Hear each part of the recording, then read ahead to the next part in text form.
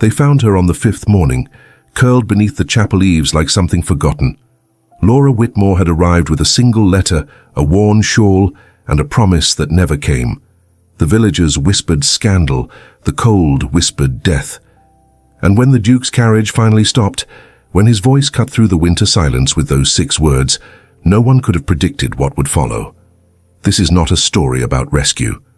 This is about what happens when 2 people who have survived abandonment find love in the last place they expected to look. The train had left her there on a Tuesday.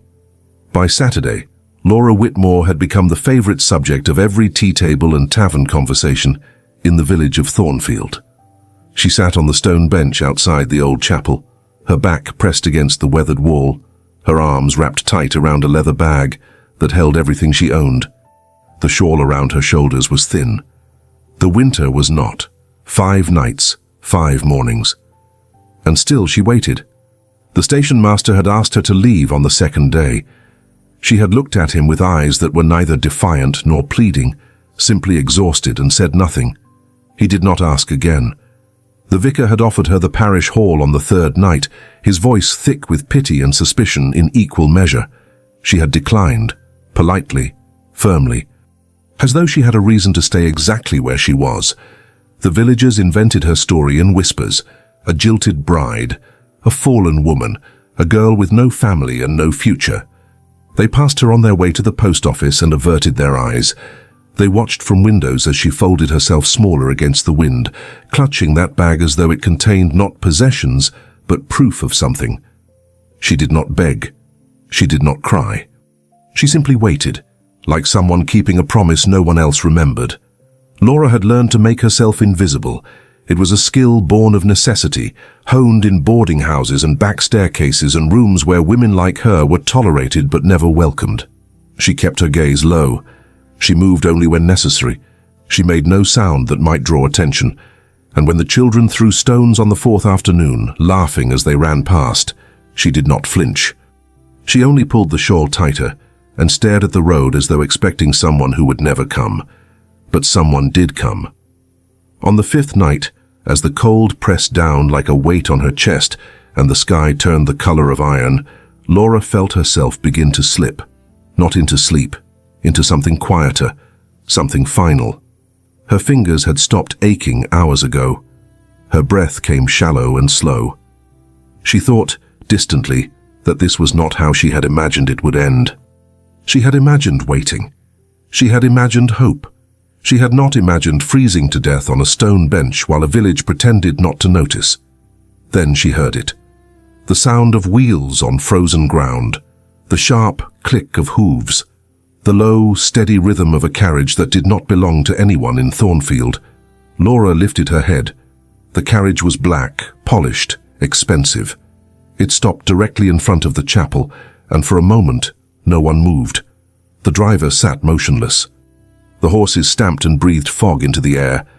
And then the door opened. He stepped down with the kind of precision that suggested he had never stumbled in his life. Tall, broad-shouldered, dressed in a coat that fit him like armor. His face was all angles and control, the kind of face that made people step aside without being told. He did not look at the chapel. He did not look at the village. He looked at Laura. She stared back. He crossed the distance between them in 4 strides, his boots silent despite the frozen ground. He stopped just close enough that she had to tilt her head back to meet his eyes. They were dark, unreadable, not cruel, but not soft either. He studied her the way someone might study a painting, taking in every detail without judgment or pity. When he spoke, his voice was low and even, the kind of voice that did not need to be raised to command attention. "Come." Laura did not move. He did not repeat himself. Instead, he shrugged out of his coat in one smooth motion and draped it over her shoulders. The weight of it was startling. The warmth even more so. She gasped, a small involuntary sound, and he stepped back as though giving her space to breathe. "You have been here long enough," he said. His tone was not unkind, but it was final. "Whatever you are waiting for is not coming." Laura felt something crack inside her chest. She wanted to argue, to insist that he was wrong, that the letter had been real, that the promise had meant something, but the words would not come. Because he was right. Whatever she had been waiting for had abandoned her 5 days ago. "I have nowhere to go," she said. Her voice was hoarse from disuse and cold. The man tilted his head slightly as though considering this.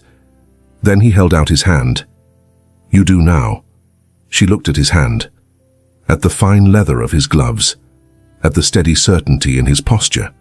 She looked at the chapel behind her, at the village that had watched her freeze, at the empty road that had brought her nothing but silence. And then she stood. Her legs trembled. Her fingers fumbled with the strap of her bag. But she stood, and she took his hand, and he did not let go even when she swayed. He steadied her with a grip that was firm without being rough, and then he guided her toward the carriage. The driver opened the door without a word. The interior was warm, lined with dark velvet, lit by a single brass lamp. Laura climbed inside and sank onto the seat, her body shaking not from cold now, but from the sheer relief of being somewhere that was not stone and wind and silence. The man climbed in after her. He sat across from her, straight-backed and composed, and pulled a thick blanket from beneath the seat. He handed it to her without ceremony. Laura wrapped it around herself and felt tears prick at the corners of her eyes. She blinked them back. The carriage began to move. For a long time neither of them spoke. Laura watched the village disappear through the window, watched the chapel fade into shadow, watched the road stretch out ahead of them into darkness. She did not know where she was going. She did not know who this man was. But for the first time in 5 days, she was warm. Finally, she found her voice. "Why did you stop?" The man did not look at her. He stared out the opposite window, his expression unreadable, because no one else did. The simplicity of it struck her harder than any grand declaration could have. She opened her mouth to thank him, to say something, anything, but he raised a hand slightly, a gesture that was both gentle and absolute. "Rest," he said quietly. "You are safe now." Laura wanted to believe him. She wanted to believe that safety was something that could be given, that warmth could last, that kindness did not come with conditions. But she had learned better. She had learned that promises were just words, and words could be broken as easily as they were spoken. Still, she closed her eyes. She let herself lean back against the seat. She let the rhythm of the carriage lull her into something that was not quite sleep, but not quite waking either. And as the cold finally began to leave her bones, she allowed herself one small fragile thought. Perhaps this time, she would not have to survive alone. The man across from her did not move. He sat in silence, his gaze fixed on the window, his expression betraying nothing. But his hand resting on the seat beside him was clenched into a fist, and if Laura had been awake, if she had been watching, she might have seen the way his jaw tightened, the way his breath came just a fraction slower, the way he looked at her just once with something that was not pity, it was recognition. The carriage rolled on through the night, carrying them both toward a place neither of them had expected to find, a place where the cold could not reach, a place where waiting might at last be over. But the road ahead was long, and the silence between them held more questions than either of them were ready to ask. The carriage traveled through darkness. Laura woke in fragments, her body jerking each time the wheels hit a rut, her mind pulling her back to the cold before remembering where she was. Each time, she found him across from her, motionless, his gaze fixed beyond the window. He had not spoken since telling her to rest. He had not asked her name. The silence should have frightened her. Instead, it felt like the first honest thing she had encountered in weeks. When the carriage slowed, Laura sat straighter, fingers clutching the blanket. Through the window, iron gates opened, tall and ornate, flanked by stone pillars. Beyond them, a long drive stretched into shadow. "We have arrived." The carriage stopped. The driver opened the door, cold air rushing in. The man stepped out, extending his hand. Laura took it, legs unsteady, and looked up. The house was not a house, it was an estate. 3 stories of pale stone rose against the night, windows glowing, columns framing an entrance designed to make visitors feel small. It was nothing like anywhere Laura had ever belonged. She stepped back, panic rising. "I cannot," she began, voice breaking. "Sir, I do not know who you are. I cannot impose on such a place. I have no right—" The man turned to face her fully. In the light, she could see him clearly now. Sharp, aristocratic features, dark hair swept back, jaw set in a line suggesting he was accustomed to being obeyed. But his eyes were not unkind. "My name is Walter Ashford," he said quietly. "I am the Duke of Ravensmoor. You have every right to be here because I brought you here." Laura's breath caught. A duke. She had gotten into a carriage with a duke wearing a threadbare dress. "Your Grace," she whispered, dropping into an awkward curtsy. "I did not realize—" "Stop!" His voice cut through her thoughts. She froze, eyes on the gravel. "Look at me." She did. Slowly. Walter stepped closer until she could see the fine weave of his waistcoat, silver buttons on his coat, his breath fogging in cold air. "You will not bow to me," he said softly. "Not here. Not in my home. You are not a servant. You are a woman who survived something that should have killed you, and that deserves respect, not submission." Tears pricked her eyes. She blinked furiously. "Why are you doing this?" Walter held her gaze, then looked toward the house, jaw tightening. "Because I know what it is to wait for someone who does not come." Before she could respond, he walked toward the entrance. Laura hurried after him, clutching her bag. The doors opened. A silver-haired butler appeared, expression betraying nothing as he took in Laura's appearance. Walter did not pause. "Prepare the East Wing guest chamber, hot water for a bath, a meal, clean clothes. Ensure the fire is lit and the room is warm." The butler bowed. "At once, Your Grace." "And Thomas," Walter added, voice lower. "No one speaks to her. No one questions her. No one enters her room without explicit permission." "Perfectly, Your Grace." Walter glanced at Laura. "This is Thomas. If you need anything, ask him." Laura nodded. Thomas bowed and disappeared. Walter gestured toward the grand staircase. "Come. You need warmth and rest." Laura followed, hand trailing the polished banister, eyes taking in paintings, crystal chandelier, thick carpet. Everything beautiful. Everything terrifying. They stopped at a door. Walter pushed it open.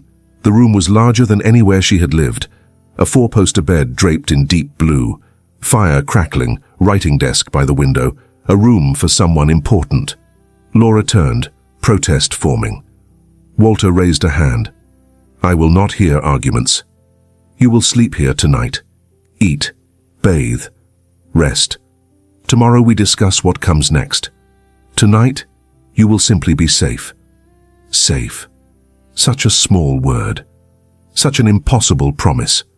"How long may I stay?" Walter's expression softened barely. "As long as you need."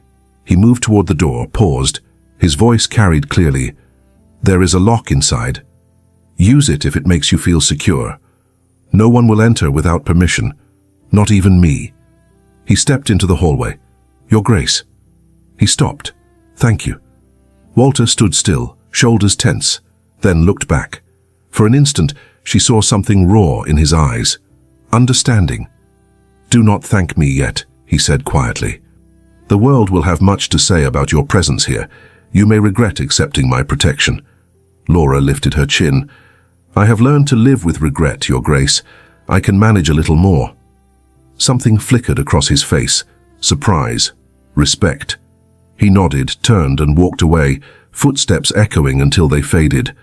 Laura closed the door, turned the lock, then collapsed. She sank onto the bed and let tears come. Not sadness exactly. Release. 5 days holding herself together. 5 nights wondering if she would see morning. Now she was here, warm, protected, safe for reasons she could not fathom. A knock made her jerk upright. She wiped her face.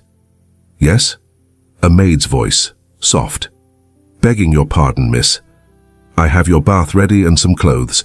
May I come in?" Laura opened the door. The maid was young, kind eyes, gentle smile. She carried folded fabric. Behind her, footmen carried a copper tub, steam rising. "Thank you," Laura whispered. The maid curtsied. "My name is Mary, miss. If you need anything, ring the bell by the bed." They set up the bath near the fire, laid out clothes, left quietly. Laura waited, then undressed. The water was hot. She sank in and felt cold finally leave her body. She scrubbed skin pink, washed hair clean, stayed until water cooled. When she climbed out, wrapped in a towel softer than anything she had touched, she caught her reflection. She looked different, not transformed, but alive, impossibly alive. On the bed, Mary had laid a nightgown of white linen and dressing gown of pale blue wool. Laura put them on, fingers fumbling with unfamiliar softness. They fit well enough, made for someone who belonged. She climbed into bed and pulled covers to her chin. Mattress soft, pillows smelling of lavender, fire crackling. On the pillow beside her a folded paper. Laura picked it up with trembling fingers. The handwriting was precise, elegant, masculine. You are safe here. No one will harm you. No one will touch you. Sleep without fear. W.A. Laura read the words 3 times, pressed the paper to her chest and closed her eyes. For the first time in longer than she could remember, she fell asleep without wondering if she would wake up. Without fear, without cold. Only warmth and the impossible gift of a stranger's protection wrapping around her like a promise she was not yet ready to believe, but desperately needed to hold. Laura woke to sunlight. It was such a foreign sensation that for a moment she did not recognize it. She had grown accustomed to waking in darkness, to cold seeping through threadbare blankets. But here, light streamed through tall windows, warming the blue canopy above her. The fire still crackled. The room smelled of lavender and wood smoke and something else she could not name. Peace, perhaps. A gentle knock at the door. "Miss?" Mary's voice, cautious. "I have brought breakfast." "May I enter?" Laura pulled the covers higher. "Yes." Mary entered carrying a silver tray laden with more food than Laura had seen in weeks. Toast with butter and jam, eggs with herbs, fresh fruit, tea and delicate porcelain. She set it near the window, then turned with that gentle smile. "His Grace thought you might prefer to eat in your room this morning. He did not want you to feel obligated to join the household until you are ready." Laura's throat tightened. Even in kindness he was giving her choices. "Thank you," she whispered. "I have also brought day dresses. They belong to His Grace's late mother. He thought they might fit." Mary gestured to the wardrobe, now open to reveal several gowns in muted colors. Simple but well made. Not charity exactly, not pretense either. Laura walked to the tray, bit into toast, and nearly wept at the taste. Real butter, fresh bread, food given freely. Mary watched with understanding rather than pity. "When you are ready, there is also a bath being prepared. His Grace has requested that you be made comfortable in every way." Laura set down the toast, hands trembling. "Mary, why is he doing this?" The maid's expression grew thoughtful. "His Grace does not often explain himself, but those of us who have served him know this. He cannot abide cruelty. He cannot stand to see suffering when he has power to prevent it, and he does not forget what it means to wait for mercy that never comes." Laura heard the echo of Walter's words, "Because I know what it is to wait for someone who does not come. What happened to him?" Mary shook her head gently. "Perhaps someday he will tell you himself. For now, I will only say this. The Duke is a good man, a hard man sometimes, but good. You are safe here, truly." When Mary left, Laura ate slowly, savoring each bite. She bathed in the copper tub. She dressed in a gown of soft grey wool that fit surprisingly well. She brushed her hair until it fell in clean waves. In the mirror she saw someone she barely recognized, not the desperate woman from the station, not the frozen figure who had waited for rescue. Someone in between, someone still afraid, still uncertain, but no longer invisible. She left her room for the first time since arriving. The hallway was grand, but felt less intimidating in daylight. Portraits lined the walls. She walked slowly, listening to the sounds of the house, distant voices, footsteps on floors below, the subtle creaking of a building that had stood for generations. At the bottom of the staircase she paused, uncertain where to go. "Lost, miss?" She turned to find Thomas, the butler, watching her calmly. "I did not wish to intrude. I only thought I might find somewhere to sit. Perhaps a library." Thomas nodded. "The library is this way. His Grace is often there in the mornings." I believe he is working, but I am certain he would not object to your presence. Laura hesitated. I do not wish to disturb him. You will not. Follow me. He led her down a corridor and opened double doors without knocking. The library was magnificent. Floor-to-ceiling shelves filled with leather-bound volumes, tall windows streaming light, a massive hearth. And at a desk near the window, Walter sat with papers spread before him, his dark head bent in concentration. He looked up as she entered. For a moment, neither spoke. Laura felt suddenly exposed in borrowed clothes, uninvited and uncertain, but Walter simply set down his pen and stood. Good morning. I trust you slept well. Yes, Your Grace.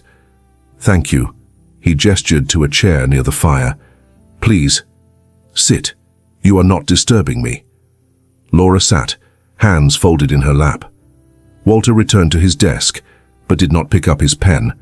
Instead, he watched her with that same careful attention. The house is very quiet, Laura said, because the silence felt too heavy. It often is. I prefer it that way. Too many voices become noise.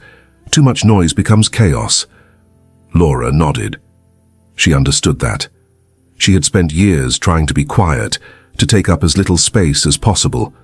But here, quiet felt different. Not like erasure. Like sanctuary. Walter stood and walked to the shelves. He selected a book and brought it to her. You mentioned wanting to sit somewhere. I thought you might prefer something to read as well. Laura took the book carefully. Poetry. The leather worn but well cared for. Thank you. Walter returned to his desk. For a long time they existed in the same space without speaking. He wrote, she read. The fire crackled. The clock ticked steadily. It was the most peaceful Laura had felt in years. Eventually she looked up and found him watching her, not staring, simply observing. Your Grace, she said softly, I need to know. What happens now? Walter set down his pen and leaned back. What would you like to happen? Laura blinked.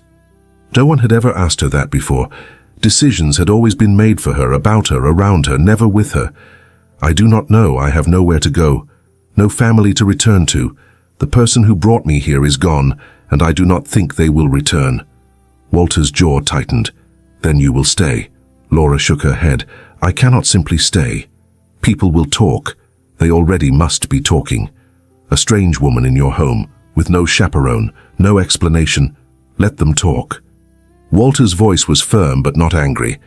I have never concerned myself with gossip, and I do not intend to start now. You are here because you needed shelter. You will remain here until you no longer need it. That is the end of the matter. Tears threatened. But what will people think of you? Of your reputation? Walter stood and walked to the window, his back to her. When he spoke, his voice was quieter, almost distant. My reputation has survived worse than kindness. And if society chooses to condemn me for offering protection to someone who needed it, then society can continue its habit of being cruel and short-sighted. He turned back, expression softer than she had seen before. You will stay as long as you wish. You may help in the household if it gives you purpose, but you are not required to earn your place here. You are not a servant. You are not a burden. You are simply someone who deserves to be warm and safe and fed. Is that understood? Laura nodded, unable to speak. Good. Now I have work to finish. You may stay here and read or explore the house or return to your room. Whatever brings you comfort. He sat back down and picked up his pen, a clear dismissal, but not unkind. Simply his way of giving her space again, of not demanding gratitude or conversation, or anything she was not ready to give. Laura opened the book of poetry and tried to read. But the words blurred because all she could think was this. For the first time in her life, someone had protected her without asking what she could offer in return. And as the afternoon light shifted across the library floor, as Walter's pen scratched quietly against paper, as the fire warmed her skin and the book rested in her lap, Laura felt something she had not felt in years, not just safety, not just warmth, but the beginning of something that felt dangerously close to hope.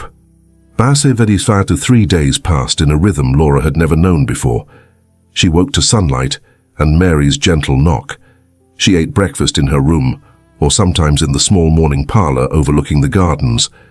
She spent hours in the library, reading while Walter worked at his desk, their silence becoming a language of its own. She walked the corridors, learning the house's geography, its patterns, its quiet breathing. No one asked her questions. No one demanded explanations. The household moved around her like water around a stone, present but not intrusive. It was almost enough to make her forget that the world beyond these walls would not be so kind. On the fourth morning, reality arrived in the form of voices in the entrance hall. Laura was descending the stairs when she heard them. Two women, their tones sharp with curiosity, barely disguised as concern. "A guest, you say?" Thomas's voice was polite but firm. "His Grace does not discuss the private affairs of his household. But surely you understand our position," one woman pressed. "We are neighbors, friends of the family. If there is someone staying here who might need assistance, we would be happy to offer it. His Grace has made his wishes clear. The woman is under his protection. That is all you need to know." Laura froze on the landing, her hand gripping the banister. She should retreat, should disappear back into the safety of her room. But something kept her rooted there, listening. "Under his protection," the second woman repeated, and Laura could hear the smile in her voice. "How very interesting. And what is her name? Where does she come from? Surely His Grace would not object to us knowing that much." "I'm afraid I cannot help you, ladies." Thomas's tone had grown colder. "Now, if you will excuse me, I have duties to attend to." The women left, but their words lingered like smoke. Laura sank onto the step, her heart pounding. Of course people were talking. Of course they were curious. A strange woman appearing in the Duke's home with no background, no family, no explanation. It was exactly the kind of scandal society loved to dissect. She heard footsteps and looked up to find Walter standing at the bottom of the stairs. He must have heard everything. His expression was unreadable, but his eyes held something that might have been concern. "You should not listen to them," he said quietly. Laura stood, smoothing her skirt with trembling hands. "They are not wrong to ask questions, Your Grace.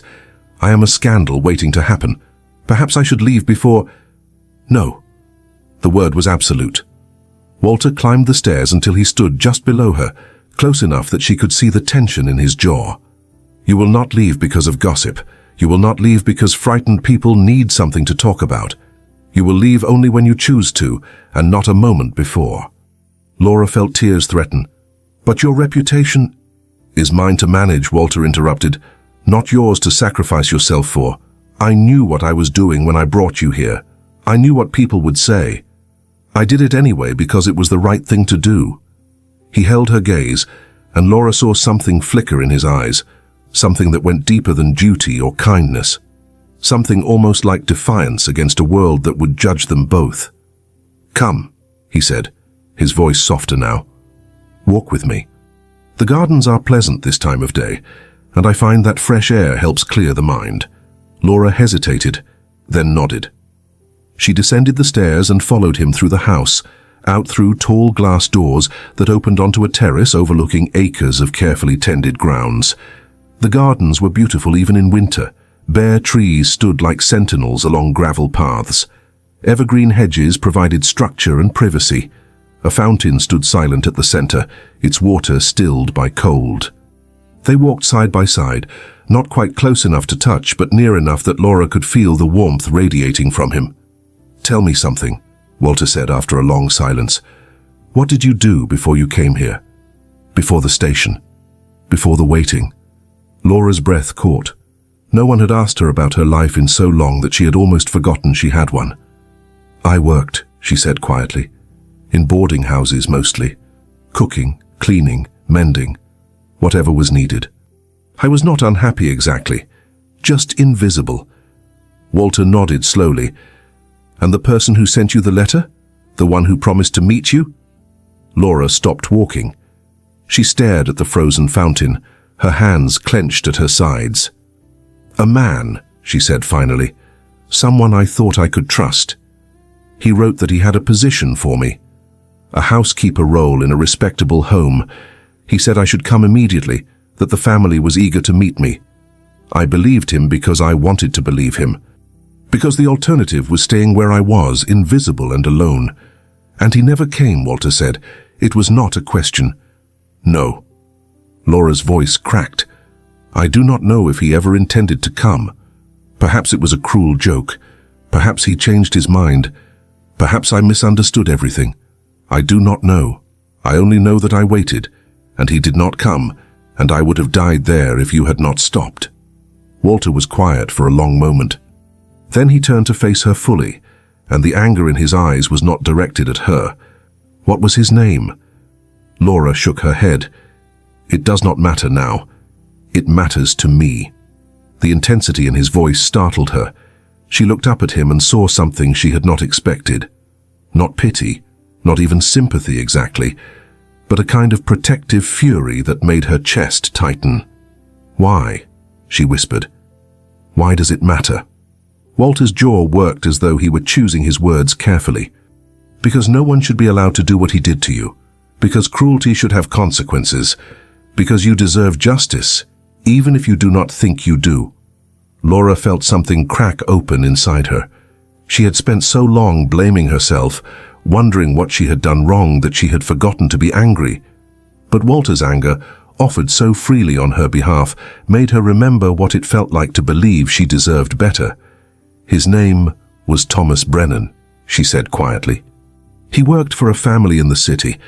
He said he could arrange a position for me through them. That was all I knew. Walter nodded once, sharp and decisive. I will make inquiries. No, Laura said quickly. Please. I do not want revenge. I do not want anything from him. I just want to forget. Walter studied her for a long moment, then reached out and did something unexpected. He took her hand, his touch warm even through her glove, and held it gently. You may want to forget, he said quietly. But I will not, and I will ensure that he never has the opportunity to do this to someone else. Laura stared at their joined hands, at the way his fingers curled protectively around hers. It was the first time he had truly touched her, the first moment of physical connection beyond helping her into the carriage or handing her a book, and it felt like something shifting between them, something neither of them had quite acknowledged yet. Walter seemed to realize what he had done. He released her hand carefully, as though it was something fragile, and stepped back. Forgive me, he said. That was forward of me. No, Laura said quickly. It was kind. They stood in the cold garden, breath fogging between them, and Laura felt the world narrow to just this moment. This man who had saved her, this place that had sheltered her, this impossible, improbable connection that was growing between them like something inevitable.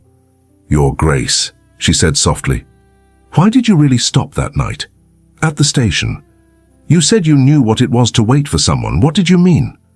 Walter looked away, his profile sharp against the grey sky. For a long time, she thought he would not answer. Then he spoke, his voice so quiet she had to lean closer to hear. I was engaged once, years ago. She was young, kind, beautiful, everything a man could want. We were to be married in the spring. I waited at the church for 2 hours before her father came to tell me she had changed her mind, that she could not bear the thought of marrying me. Laura's heart clenched. I am sorry. Walter shook his head. Do not be. She was right to refuse me. I was not ready to be a husband. I was cold, too focused on duty, too concerned with maintaining control. She saw that before I did. But standing there in that church, waiting for someone who would never come, I learned what it felt like to hope for something that did not exist. And when I saw you at that station, I saw that same futile hope. I could not leave you there. Laura understood then. They were both survivors of abandonment, both people who had waited for promises that were never kept, both learning, slowly, carefully, that perhaps they did not have to survive alone. Thank you, she whispered, for telling me. Walter met her eyes, and for the first time since she had known him, he smiled. It was small, barely there, but real. Thank you for staying. They walked back to the house in comfortable silence, and Laura felt something she had not felt in years. Not just safety, not just gratitude, but the beginning of something that felt dangerously, impossibly like belonging. The days began to blur together in the best possible way. Laura found herself settling into rhythms she had never expected to know. Mornings in the library with Walter, reading while he worked. Afternoons helping Mary organize the linen closet or mending curtains, not because she had to, but because idle hands made her anxious. Evenings by the fire in the small parlor, sometimes alone, sometimes with Walter sitting across from her, both of them reading in companionable silence. She was learning him. The way he took his tea without sugar. The way his jaw tightened when he was frustrated with correspondence. The way he stood at windows and stared at nothing when his mind was working through problems. The way he looked at her when he thought she was not watching, as though trying to solve an equation that had no answer. And she was learning something else. She was learning that she did not want to leave. It was a dangerous realization. This was not her home. This was not her life. She was a guest, a temporary presence, someone passing through on her way to nowhere. But every morning when she woke, every meal she shared, every quiet moment in Walter's presence, she felt herself rooting deeper into this place, into this impossible, improbable situation. On the 8th day, everything changed. Laura was in the library, organizing books Walter had left stacked on a side table. He had gone to the village on business, leaving her alone in the vast quiet of the house. She reached for a leather-bound volume and noticed a folded paper tucked between its pages. Without thinking, she pulled it out. It was a letter. Old, judging by the yellowed edges, the handwriting was feminine, elegant, careful. "My dearest Walter, I write this with a heavy heart. I cannot marry you. Not because you are not good or kind or worthy, but because I am not brave enough to be what you need. You deserve someone who can match your strength, your certainty. I am too afraid of disappearing into your shadow. Please forgive me. Please do not wait." Elizabeth Laura's hands trembled. She should not be reading this. This was private, painful, none of her concern. But she could not stop. She read it 3 times, each word sinking deeper into her understanding of the man who had saved her. He had not just been left at the altar. He had been told he was too much, too strong, too certain, too everything. And instead of becoming less, he had simply become alone. She heard footsteps in the corridor and quickly tucked the letter back into the book. But her hands were shaking, and when Walter entered the library moments later, he took one look at her face and stopped. What happened? "Nothing," Laura said too quickly. "I was just organizing the books." Walter crossed the room in 3 strides. He looked at the book in her hands, at the slight fold of paper visible between its pages, and his expression went carefully blank. "You read it." It was not a question.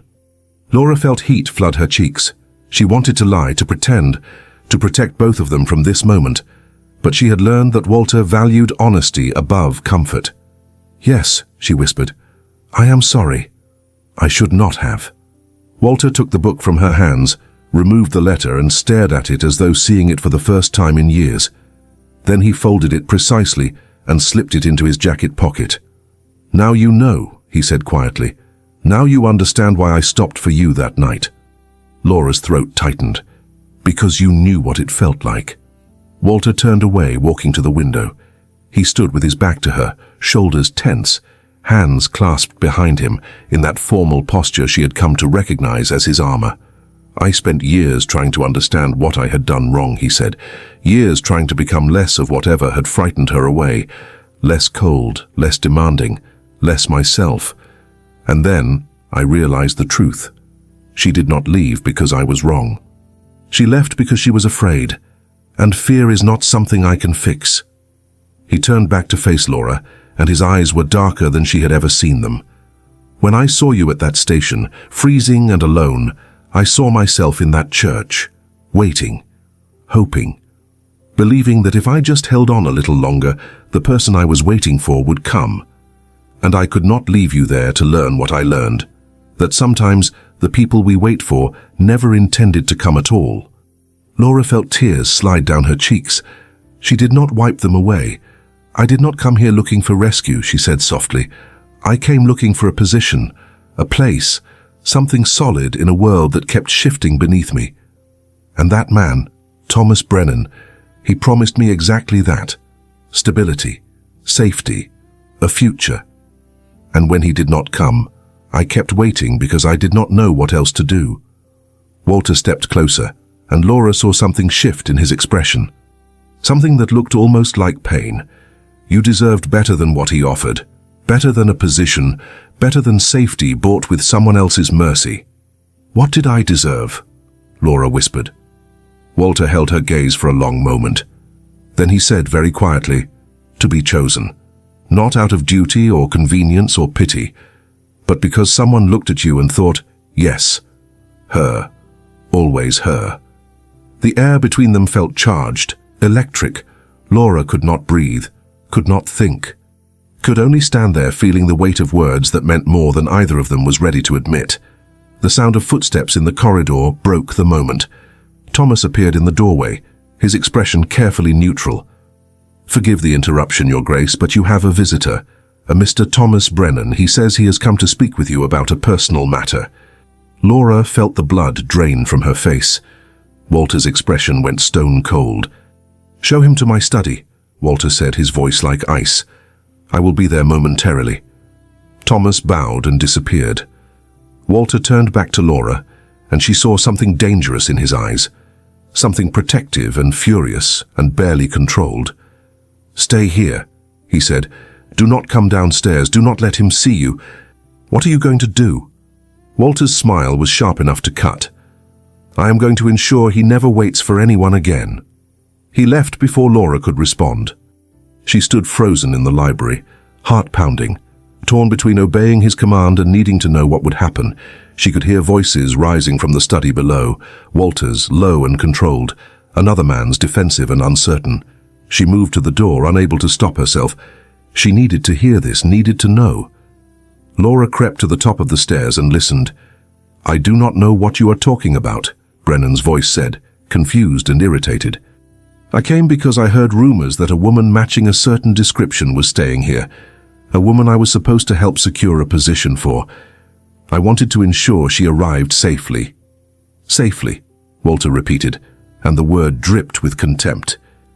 You left her waiting at a train station for 5 days in the dead of winter. You promised her a position that never existed.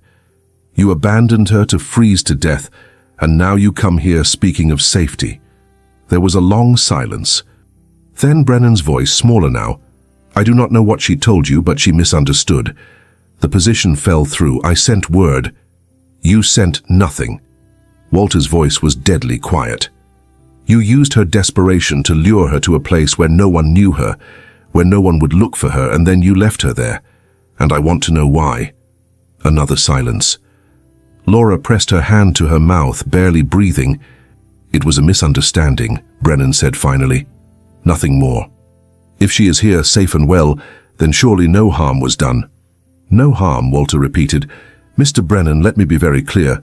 That woman is under my protection now, and anyone who threatens what I protect will find that I have a very long memory and very little patience for men who prey on the vulnerable. You will leave my property. You will never contact her again. You will never speak her name. And if I hear even a whisper that you have attempted something similar with anyone else, I will personally ensure that every door in society closes to you. Do I make myself understood? Laura heard footsteps. Brennan leaving quickly, his humiliation palpable even from a distance. She turned and hurried back to the library, her heart racing. Minutes later, Walter appeared in the doorway. He looked at her, and they both knew she had not stayed hidden as he had asked. But he did not reprimand her. Instead, he crossed the room and did something he had never done before. He pulled her into his arms. It was not romantic, not calculated, just exhausted relief and protective fury, and something neither of them had words for yet. Laura felt his heart pounding against her cheek, felt his arms solid and warm around her, and realized she was crying. It is over, Walter murmured into her hair. He cannot hurt you anymore. I will not let him. Laura pressed her face against his chest and let herself break. Not with grief this time, with release, with the overwhelming realization that she was not alone anymore, that someone had chosen to stand between her and the world, that someone had looked at her and thought, yes, her worth protecting, worth choosing. When she finally pulled back, Walter's hands lingered on her arms, his touch gentle but firm. "You deserve better than this," he said quietly. "Better than hiding. Better than fear. Better than me." Laura looked up at him, at the man who had saved her, sheltered her, protected her without asking anything in return, and she said the only true thing she knew. "I do not want better than you. I just want you." The words hung between them, impossible and inevitable, and for the first time since she had known him, Walter looked uncertain, vulnerable, almost afraid. "Laura," he whispered, "you do not know what you are saying." "I do," she said. "I know exactly what I am saying. And I know you feel it too." Walter's jaw tightened. His hands fell away from her arms. He stepped back, creating distance that felt like miles. "What I feel is irrelevant. You are here because you needed shelter, not because you chose me. And I will not take advantage of that. I will not become another man who asks you for something you are not ready to give." "I am ready," Laura said, her voice stronger than she felt. "I am ready to stop hiding, to stop waiting, to start choosing for myself. And I choose this. I choose you." Walter closed his eyes as though in pain. Then he opened them and looked at her with something that made her breath catch. Not duty, not protection, but want. Real, raw, undeniable want. "If I let myself have this," he said quietly, "if I let myself have you, I will not let you go." "Good," Laura whispered, "because I am tired of being let go." Tausti Kimase. If you are finding yourself drawn into their story, wondering what happens next between Laura and Walter, subscribe to the channel. And tell me in the comments, if you were in Laura's position, would you have stayed hidden like Walter asked, or would you have listened at the door? I am curious what you would choose. 3 days after Brennan's departure, an envelope arrived bearing the seal of Lady Harrington, one of the most influential hostesses in the county. Walter opened it at breakfast, read it once, then set it down with an expression Laura could not quite read. "What is it?" she asked from across the table.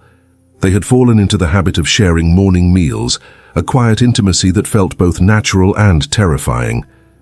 "An invitation," Walter said, "to the winter ball at Harrington Manor.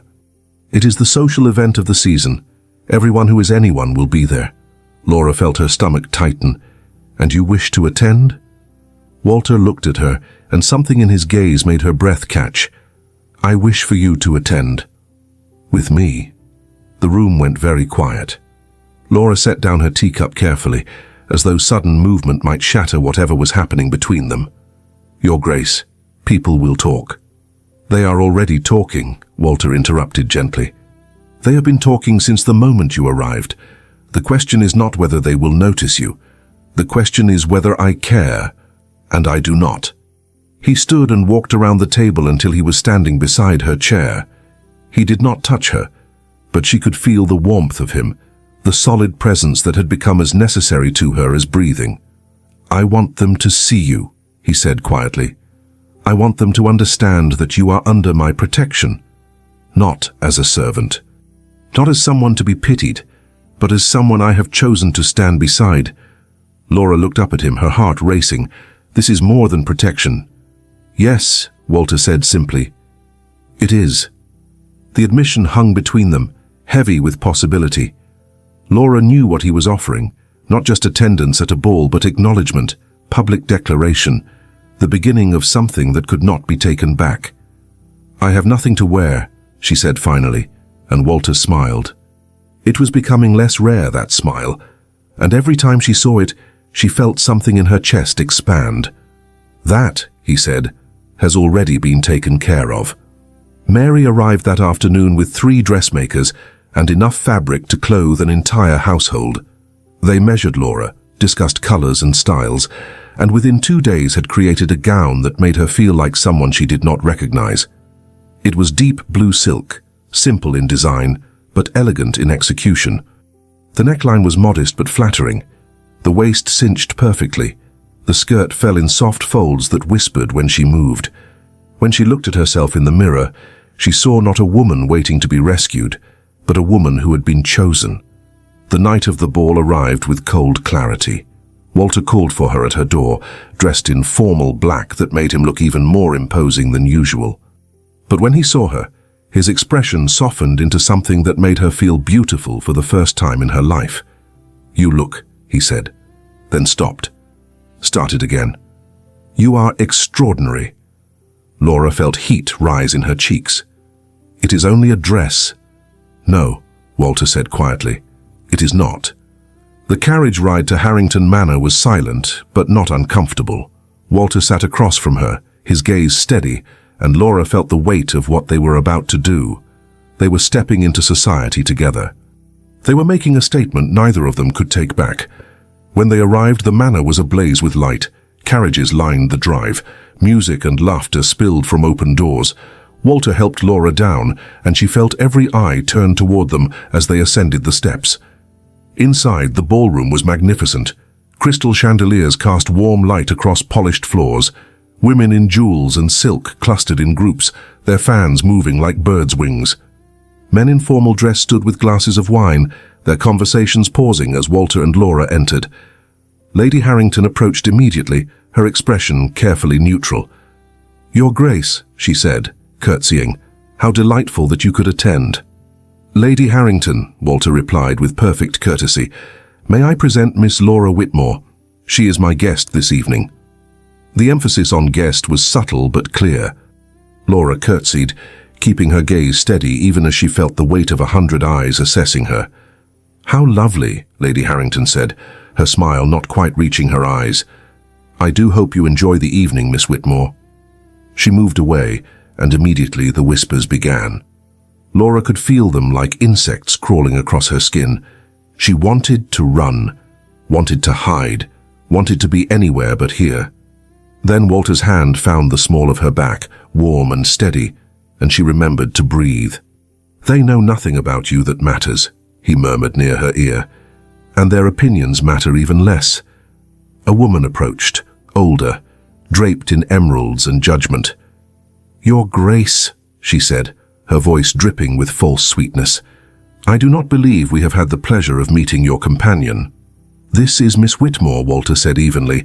"She is staying at my estate." "How interesting," the woman said, and the word was a weapon. "And where does your family hail from, Miss Whitmore?" Laura felt the trap closing. Before she could answer, Walter stepped forward slightly, a subtle shift that placed him between Laura and the woman.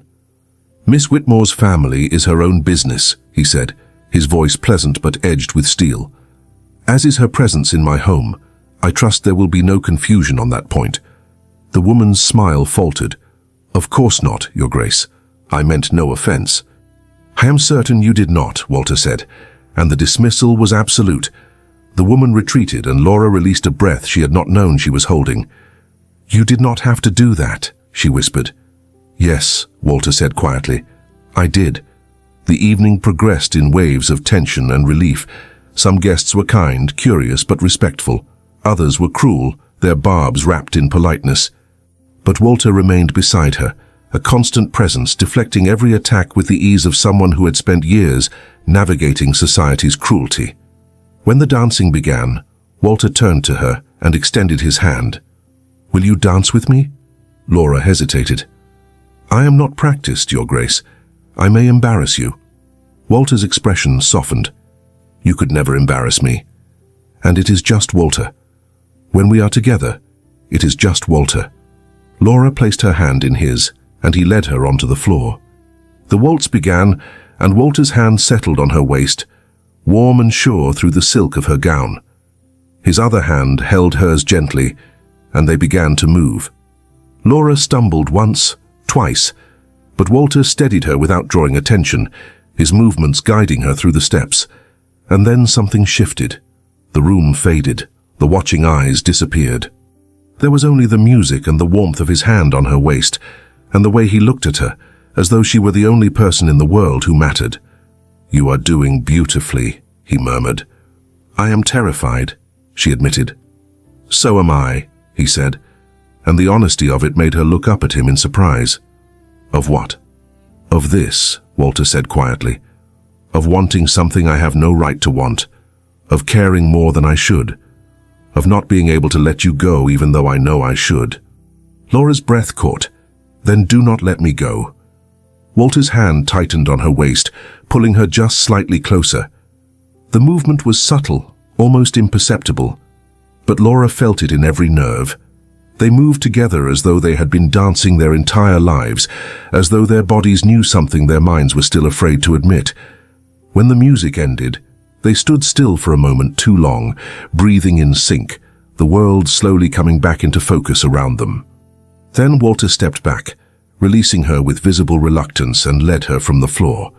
They found a quiet corner near the terrace doors, away from the crush of the crowd. Walter handed her a glass of champagne, and their fingers brushed, sending electricity up her arm. "Thank you," she said softly. "For this, for all of it."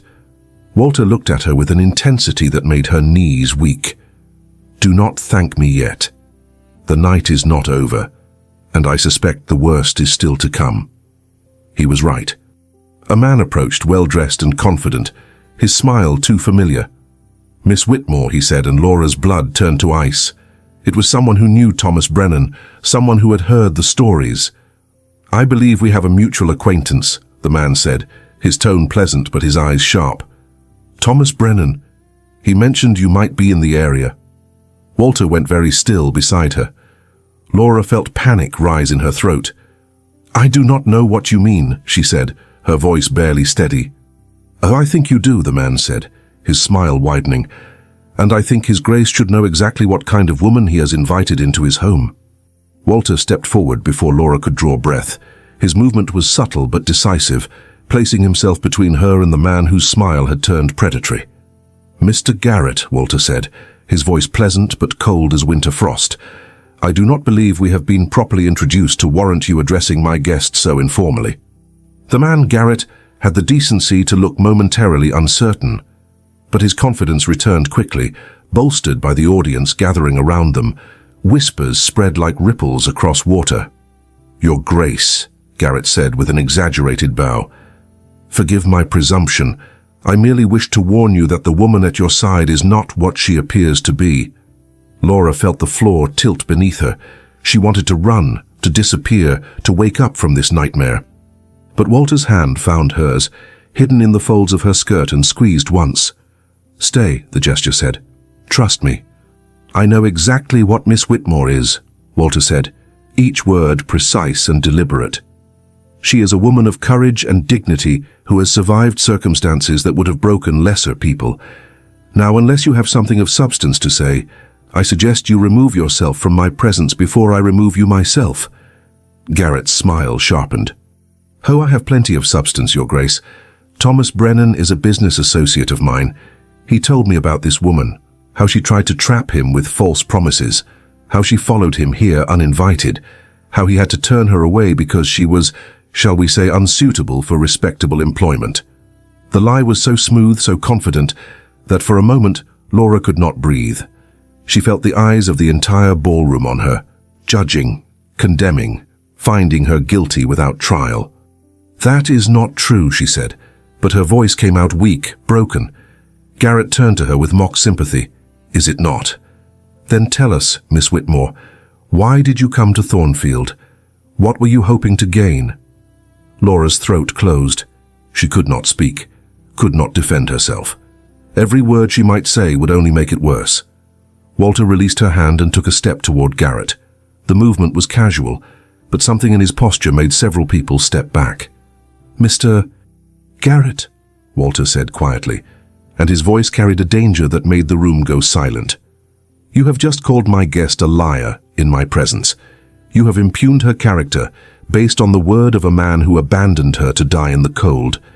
And you have done so in front of witnesses, which means I can now respond without any concern for civility."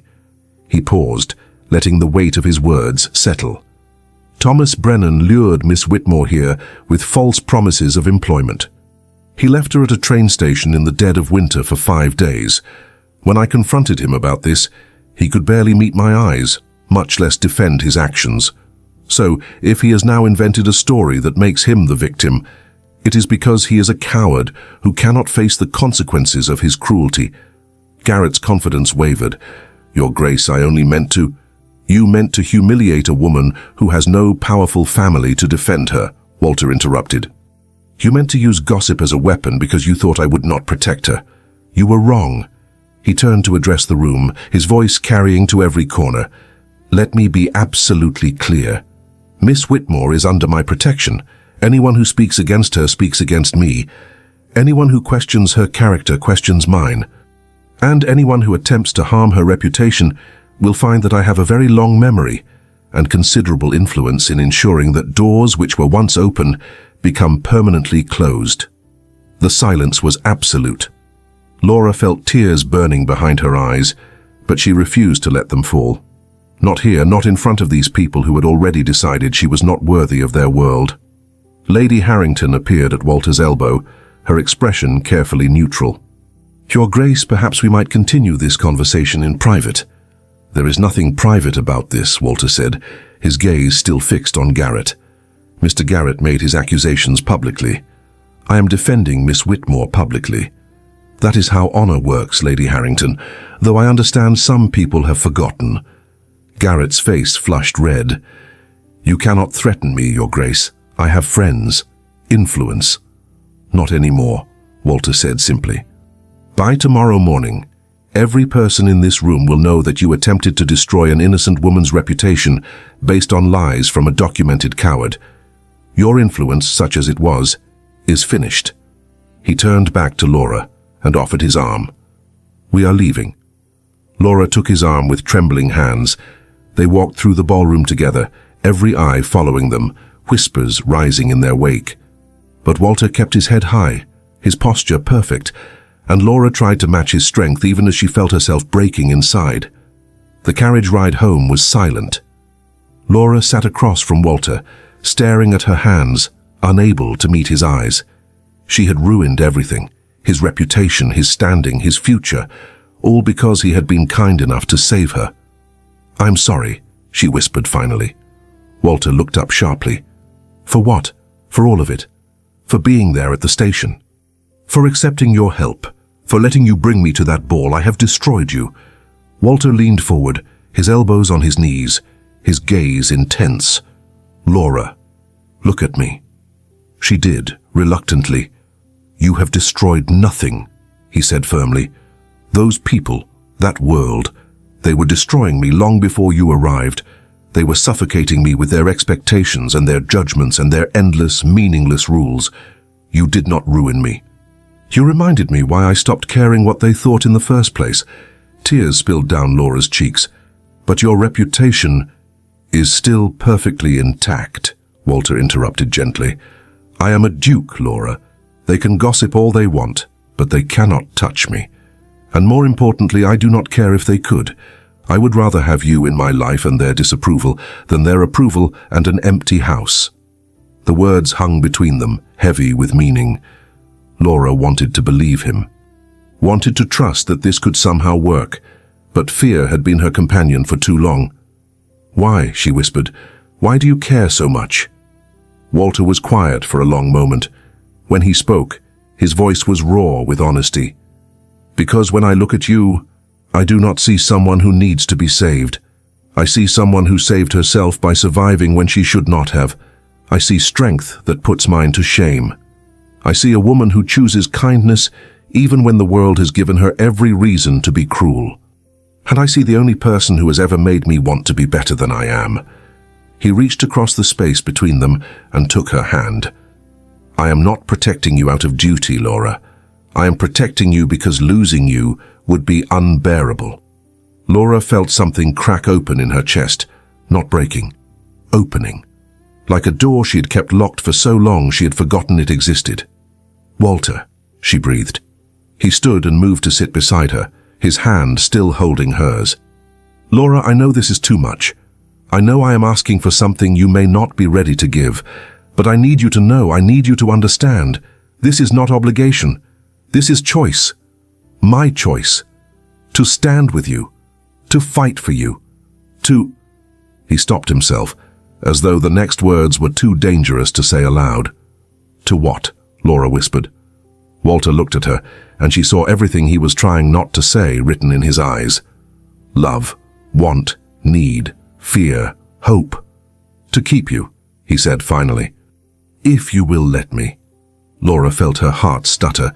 She should say no, should protect them both from the impossibility of this. But she was tired of protecting herself, tired of being careful, tired of waiting for permission to want something. "Yes," she said. The word was barely a breath, but it was enough. Walter's eyes darkened. "Laura." "Yes," she repeated, stronger now. "I'm tired of being afraid, tired of running, tired of thinking I do not deserve to be chosen. So yes, Walter, keep me, and I will keep you." Something in Walter's expression cracked. The careful control he maintained so perfectly shattered, and he pulled her into his arms with a force that stole her breath. It was not gentle, it was desperate and relieved, and terrified and hopeful all at once. Laura wrapped her arms around him and held on, feeling his heart pounding against her chest, feeling his breath against her hair, feeling the solid reality of him surrounding her. "I will not let them hurt you," he murmured into her hair. "I will not let anyone hurt you ever again." "I know," Laura whispered back, "and I will not let you face them alone either." They held each other as the carriage rolled through the darkness, two people who had survived abandonment finding something neither had expected to find. Not rescue, not salvation, but partnership, choice. The beginning of something that felt less like safety and more like home. They returned to the estate in silence, but it was a different kind of silence than before. Charged, electric, full of words neither of them dared to speak yet.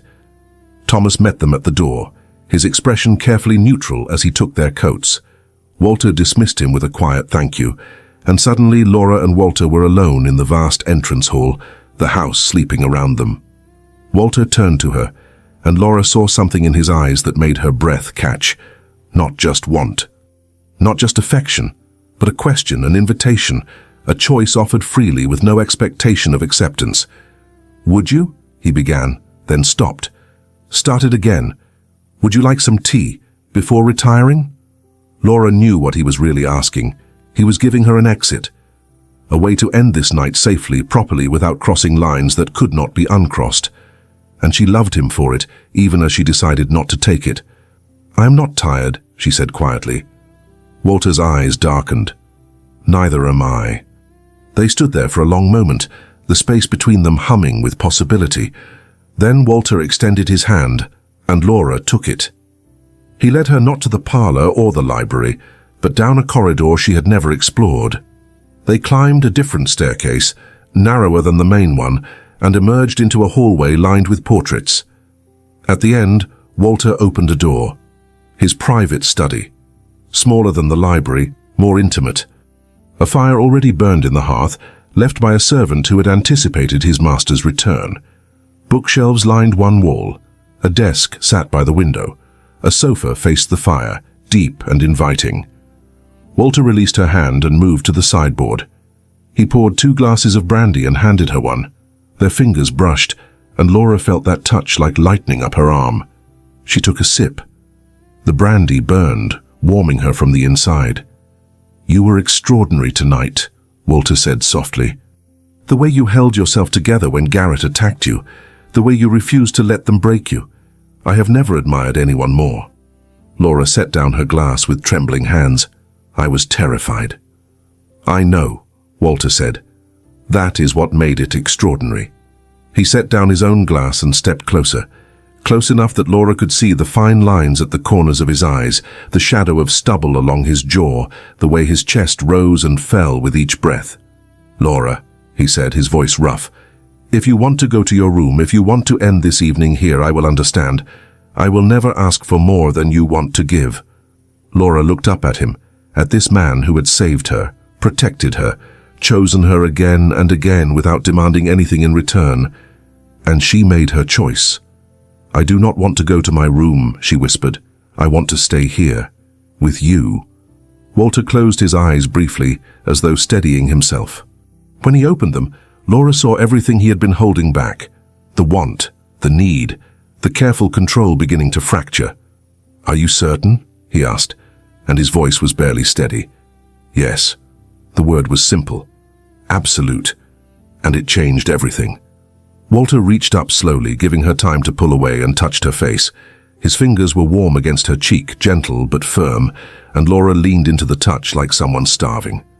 "I do not want to rush this," he murmured, his thumb tracing her cheekbone. "I do not want to take more than you want to give." "Then do not rush," Laura said softly. "Just do not let go." Walter's other hand found her waist, and he pulled her closer, slowly, carefully, until there was barely any space between them. Laura could feel the heat of him, smell the faint scent of sandalwood and soap, see the way his pupils had dilated until his eyes were almost black. "Tell me if you want me to stop," he whispered. "I will not want you to stop," Laura breathed. Walter bent his head and kissed her. It was not their first kiss, but it felt like the first real one, slow and deep and full of all the things they had been too afraid to say. His hand tightened on her waist, pulling her flush against him, and Laura gasped at the sensation. She had never been this close to anyone, had never felt this wanted, this chosen, this real. Walter's lips moved to her jaw, her neck, the hollow of her throat, and Laura felt her knees go weak. She gripped his shoulders, holding on as though he were the only solid thing in a world that had suddenly gone liquid. "Walter," she breathed. He pulled back just enough to look at her, his breathing ragged. "Laura, we should slow down. I do not want slow," Laura interrupted. "I want you, all of you. Now." Something in Walter's expression cracked completely. He cupped her face in both hands and kissed her again, deeper this time, less controlled. Laura kissed him back with everything she had, pouring years of loneliness and fear and hope into the connection between them. Walter's hands moved to the buttons at the back of her dress, and he paused. "May I?" "Yes," Laura whispered. He undid the buttons slowly, reverently, his fingers careful and sure. The dress loosened and Laura let it fall, standing before him in her chemise and corset, suddenly shy but not afraid. Walter looked at her as though she were something precious, something miraculous. "You are so beautiful," he murmured. "So are you," Laura said, and she meant it. She reached up and began to unfasten his cravat, her fingers fumbling slightly. Walter helped her, shrugging out of his jacket, his waistcoat, until he stood before her in just his shirt and trousers, and Laura could see the shape of him, the strength barely contained. They moved to the sofa together, a tangle of limbs and breathless laughter and gentle touches. Walter laid her down carefully as though she might break, and Laura pulled him down with her, wanting the weight of him, the realness of him. His hands explored slowly, learning the curves of her body through the thin fabric of her chemise. Laura arched into his touch, feeling things she had never felt before, wanting things she had never allowed herself to want. "Walter," she breathed. "Please." "Are you certain?" he asked again, and she loved him for asking, even now. "I have never been more certain of anything," she whispered. Walter kissed her deeply, and his hand moved to her thigh, sliding up slowly, giving her time to change her mind. But Laura did not want to change her mind. She wanted this, wanted him, wanted to be wholly, completely his. What followed was gentle and intense, careful and passionate, a slow joining that felt less like losing something and more like finding everything she had been searching for. Walter moved with her, breathed with her, whispered her name like a prayer against her skin, and Laura held him, feeling the weight of him, the warmth of him, the absolute rightness of this moment. When it was over, they lay tangled together on the sofa, breathless and overwhelmed and impossibly content. Walter pulled a blanket over them, tucking it around Laura carefully, and she rested her head on his chest, listening to the steady thunder of his heartbeat. "I love you," Walter said quietly into the darkness. "I did not mean to, I tried not to. But I do. I love you." Laura felt tears prick her eyes, but they were good tears. Happy tears. "I love you too," she whispered. "I think I have loved you since the moment you told me to come, that I was safe with you." Walter's arms tightened around her. "You are safe with me," he murmured. "Always. For as long as you want me." "Forever then," Laura said softly. "I want you forever." They lay there in the firelight, two people who had survived abandonment finding home in each other's arms, and for the first time in either of their lives, the silence was not empty. It was full. Full of love and promise, and the certain knowledge that they would never have to be alone again. Laura woke in Walter's arms as dawn light filtered through the study windows. For a moment, she simply lay there, feeling the rise and fall of his chest beneath her cheek, the weight of his arm around her waist, the warmth of the blanket he had tucked around them sometime in the night. She had never felt more at peace, more whole, more exactly where she belonged. Walter stirred, his hand moving gently through her hair. "Good morning," he murmured, his voice rough with sleep. "Good morning," Laura whispered back. He pulled back just enough to look at her, and what she saw in his eyes made her breath catch. Not regret, not doubt, but certainty. Joy. Love so clear it needed no words. "I want to marry you," he said simply.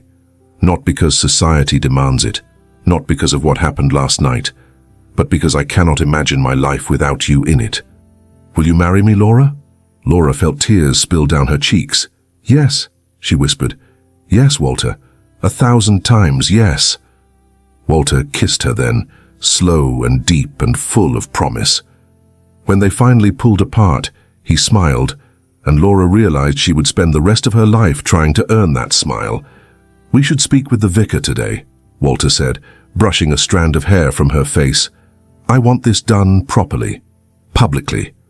I want everyone to know that you are mine, and I am yours." "What about the scandal?" Laura asked. "What about what people will say?" Walter's expression hardened slightly. "Let them say what they will. By the time we are married, anyone who speaks against you will find themselves unwelcome in every respectable home in the county. I have already begun making inquiries about Garrett and his associates. They will learn that there are consequences for attacking someone I love." Laura sat up, clutching the blanket to her chest. "Walter, you cannot ruin people on my behalf." Walter sat up beside her, his expression serious. "I am not ruining anyone, Laura. I am simply ensuring that the truth is known. Garrett lied. Brennan abandoned you. They do not deserve protection from the consequences of their own actions." He took her hand, threading their fingers together. "I will not let you be hurt again. Not by them. Not by anyone. That is what it means to be mine, Laura. You get all of me. My protection. My name. My power. Everything I have is yours." Laura felt something warm unfold in her chest. "And you get all of me," she said softly. "My heart, my loyalty, my love. Everything I am is yours." They dressed slowly, helping each other with buttons and laces, laughing at their own fumbling, stealing kisses between adjustments. When they finally emerged from the study, the house was beginning to wake. Mary appeared in the hallway and stopped short, her eyes widening as she took in their disheveled appearance and intertwined hands. Then she smiled, warm and genuine. "Congratulations, Your Grace, Miss Whitmore." "Thank you, Mary," Walter said. "Please inform Thomas that we will be going to the village this morning, and please prepare Miss Whitmore's finest dress. We have an announcement to make." By midday they were in the village. Walter had sent word ahead, and half the town seemed to have gathered in the square, curious about what the Duke had to say. Laura stood beside him, her hand on his arm, trying not to tremble. Walter addressed the crowd with the same authority he had shown at the ball. "I have gathered you here to make an announcement," he said, his voice carrying clearly. "Miss Laura Whitmore has done me the great honor of agreeing to become my wife. We will be married within the month, and I expect every person in this village to show her the respect due to the future Duchess of Thornmere." Whispers rippled through the crowd. Laura felt eyes assessing her, judging her, but Walter's hand covered hers, steady and sure. "I am aware," Walter continued, "that there has been gossip about Miss Whitmore's presence in my home. I am here to make the truth absolutely clear. She came to this village because she was promised employment by a man who abandoned her to die in the cold. I found her and offered her shelter because it was the decent thing to do, and I fell in love with her because she is the most courageous, dignified woman I have ever known." He turned to look at Laura, and the love in his eyes silenced every whisper. "She deserves better than the cruelty some of you have shown her, and I intend to spend the rest of my life ensuring she receives it." The crowd was silent for a long moment. Then the vicar stepped forward, his expression kind. "Congratulations, Your Grace." "Miss Whitmore." I would be honored to perform the ceremony. Others followed, tentative at first, then with growing warmth. Shopkeepers offering congratulations, women curtsying, men bowing. Not all of them, not everyone, but enough. Enough for Laura to feel the weight of judgment beginning to lift. As they walked back to the carriage, a figure stepped out from the shadows of a building. Thomas Brennan, looking pale and frightened. "Your Grace," he began. "I wanted to explain." "There is nothing to explain," Walter said coldly. "You are fortunate I am a civilized man, Brennan. If I were not, this conversation would be very different." Brennan's gaze flickered to Laura. "I never meant for things to go so wrong. The position was real. I swear it. The family changed their minds at the last moment, and I could not find you to tell you." "You did not look," Walter interrupted. "You did not care. You left her there and forgot about her because she was not important enough to matter to you. But she matters to me, and that means you no longer exist in my world. Leave, now, and do not come back." Brennan opened his mouth to protest, then thought better of it. He turned and hurried away, and Laura felt a chapter of her life closing behind him. In the carriage on the way home, Walter pulled Laura close. "Are you all right?" he asked quietly. Laura leaned into him, breathing in his scent, feeling his warmth. "I am more than all right," she said. "For the first time in my life, I am exactly where I am supposed to be." Walter kissed the top of her head. "So am I." The next weeks passed in a blur of preparation. The banns were read, dresses were fitted, invitations were sent. And through it all, Laura felt herself transforming not into someone new, but into the person she had always been, beneath the fear and the hunger and the constant need to disappear. She was Laura Whitmore, soon to be Laura Ashford, a woman who had survived abandonment and found love, a woman who had been chosen and had chosen in return, a woman who was no longer afraid. The night before the wedding, Walter found her in the library, reading by the fire. He sat beside her and took her hand. "Are you having second thoughts?" he asked, half teasing but with an edge of real concern. Laura set down her book and turned to face him. "Not one," she said firmly. "Are you?" Walter smiled, that rare, beautiful smile that she had come to treasure. "Not a single one. I'm only afraid that I will wake up and find this was a dream." Laura leaned in and kissed him softly. "Then we will wake up together," she whispered, "and prove it is real." They sat there in the firelight, hands intertwined, two people who had waited for promises that never came, finding all the promises they needed in each other. Tomorrow, Laura would walk down an aisle and speak vows that would bind her life to his. Tomorrow, she would become a duchess, a wife, a partner in building something neither of them had thought possible. But tonight, she was simply Laura, and he was simply Walter. And that was more than enough. The fire crackled, the clock ticked, and outside, the world that had once seemed so cold and cruel continued turning, unaware that inside this house, two people had found the one thing that mattered more than survival. They had found home. The morning of her wedding, Laura woke to find snow falling softly outside her window. It was the first snow since those 5 terrible nights at the station, but this time, watching the white flakes drift down felt like a benediction rather than a curse, like the world was being washed clean. Mary helped her dress in a gown of ivory silk, simple but elegant, with lace at the sleeves and neckline. No elaborate veil, no excessive jewelry. Just Laura, as she truly was, preparing to stand beside the man who had seen her at her lowest and chosen her anyway. "You look beautiful, miss," Mary said, her eyes bright with tears. "The Duke is a fortunate man."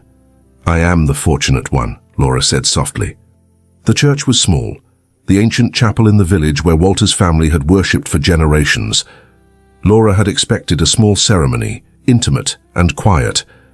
But when Thomas drove her there in the carriage, she found the pews filled with people from the estate, from the village, even some from neighboring counties who had heard the story and come to witness it. They were not all friendly. Some faces showed curiosity, others skepticism. But they were there. They were watching. And that meant something. At the back of the church, Thomas offered her his arm. "It is an honor, miss," he said quietly, "to walk you down this aisle." Laura felt tears prick her eyes. "Thank you, Thomas, for everything." The doors opened, the small organ began to play, and Laura walked forward into her future. Walter stood at the altar, and when he turned to watch her approach, the look on his face made everything else disappear. The doubting faces, the whispers, the weight of judgment. All of it faded until there was only him, looking at her as though she were the answer to every question he had ever asked. She reached him, and he took her hand, his grip warm and steady. "Hello," he whispered, "just for her." "Hello," she whispered back. The vicar began the ceremony, his voice steady and kind. Laura heard the words as though from a great distance. Love, honor, cherish, in sickness and in health, for richer or poorer, until death parts us. Ancient promises, worn smooth by generations of repetition, but feeling new and vital when spoken here now between them. "Do you, Walter Ashford, Duke of Thornmere, take this woman to be your lawfully wedded wife?" "I do," Walter said, his voice clear and certain. "Do you, Laura Whitmore, take this man to be your lawfully wedded husband?" Laura looked into Walter's eyes and saw everything they had survived to reach this moment. The cold, the abandonment, the fear, the slow, careful building of trust, the choice to love despite every reason not to. "I do," she said. Walter slipped a ring onto her finger, simple gold that caught the light streaming through the stained glass windows. Laura placed a matching band on his, her hands steady despite the emotion threatening to overwhelm her. "I now pronounce you husband and wife," the vicar said, smiling. "You may kiss your bride, your grace." Walter cupped Laura's face in his hands and kissed her softly, reverently, as though sealing a promise that went deeper than words. The church erupted in applause, not universal but genuine, and Laura felt something shift inside her chest. Not completion, exactly, because she had been complete before Walter, but recognition, the acknowledgement that she was no longer alone in carrying her own weight. They walked back down the aisle together, hand in hand, and Laura saw Mary crying happily in the front pew, saw villagers smiling despite their reservations, saw the world beginning to accept what she and Walter had already known. She was worthy. She always had been. She had just needed someone to stand beside her while she remembered. The reception was held at the estate, in the grand ballroom Laura had cleaned and organized, but never imagined she would celebrate in. Tables laden with food. Champagne flowing freely, music and laughter and warmth. Walter danced with her again, his hand on her waist in that same spot that made her breath catch, and Laura felt the circle close. From that first waltz at the ball, where she had been a stranger to be pitied, to this moment where she was his wife, his partner, his choice. "I love you, Laura Ashford," Walter murmured against her ear. "I will love you until the day I die, and if there is anything beyond, I will love you there too." Laura pressed closer to him. "I love you, Walter. Thank you for stopping that night. Thank you for seeing me when I had convinced myself I was invisible." Walter pulled back to look at her. "You were never invisible, Laura. You were just waiting for someone worthy of seeing you." As evening fell and guests began to depart, Walter took Laura's hand and led her away from the ballroom, through corridors she now knew by heart, to a room she had never entered. His bedroom. Their bedroom now. He opened the door, and Laura stepped inside to find a space that was both masculine and welcoming. Dark wood furniture, a massive bed with deep blue linens, a fire burning in the hearth, and on the bedside table, a single object that made her throat tighten, the note he had left her that first night. "You are safe here, no one will harm you. Sleep without fear." "You kept it," she whispered. Walter came to stand beside her. "It was the first promise I made to you. I wanted to remember it. Wanted to make sure I never forgot what it felt like to offer protection and have it accepted." Laura turned into his arms. "You have kept every promise you ever made to me," she said softly, "and I intend to keep every promise I made to you." Walter kissed her then, deep and thorough, and Laura felt the last walls between them crumble completely. They undressed each other slowly. No urgency now, just the quiet joy of knowing they had all the time in the world. They made love by firelight, tender and passionate and infinitely patient, and afterward lay tangled together in sheets that smelled of lavender and home. "Do you remember?" Walter said quietly, his fingers tracing patterns on her shoulder. "What I said that first night? About not letting you go?" Laura smiled against his chest.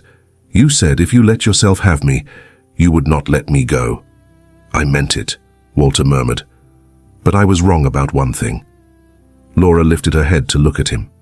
"What?" Walter brushed hair from her face, his touch infinitely gentle. "I said I would not let you go, but the truth is, you were never mine to hold or release. You are your own person, Laura, strong and whole and complete without me. What we have is not me holding you. It is both of us choosing every day to build something together." Laura felt tears slide down her cheeks. "I choose you," she whispered, "today and tomorrow and every day after. And I choose you," Walter said, "my wife, my love, my home." They fell asleep wrapped in each other, the fire burning low, the snow falling softly outside, two people who had survived the cold finding warmth in each other's arms. Spring came eventually, as it always does. The estate gardens bloomed. The village gradually stopped whispering. Laura found her place not as a duchess trying to fit a role, but as herself, using her strength and compassion to help others who had been left behind as she once was. She never forgot those 5 nights at the station, never forgot what it felt like to wait for someone who would not come. But she also never forgot the moment Walter's carriage stopped, the moment he said, "Come, you are safe with me," the moment everything changed. She had not been rescued, she had been seen, chosen, loved, and in loving him back, she had finally learned the truth she had spent her whole life searching for. She had always been worthy. She had always been enough. She had just needed someone brave enough to stand beside her, while she remembered how to stand on her own. And now, standing on the terrace of her home with Walter's arms around her, and spring blooming in every direction, Laura Ashford knew with absolute certainty that she would never be cold again. Sometimes the people who save us are not the ones who rescue us from our circumstances, but the ones who stand beside us while we save ourselves. Laura learned that love is not about being completed by someone else, but about being seen, chosen and valued exactly as you are. And Walter learned that strength is not about control, but about offering protection while honoring another person's autonomy. Together they built something that neither could have built alone. Not rescue, not salvation, but partnership, home, love that chose to stay even when it could have walked away. What about you? Have you ever felt invisible waiting for someone to see you? Have you ever found home in an unexpected place? If this story touched your heart, I would be honored if you would leave a like. Your support means everything to this channel and helps these stories reach others who might need them. And if you are not yet subscribed, please consider joining us. Finally, I would love to know, where in the world are you listening from right now? Drop your location in the comments. Knowing you are out there wherever you are makes these stories feel like a conversation rather than a monologue. Thank you for being here. Thank you for listening. Until the next story, may you always remember that you are worthy exactly as you are.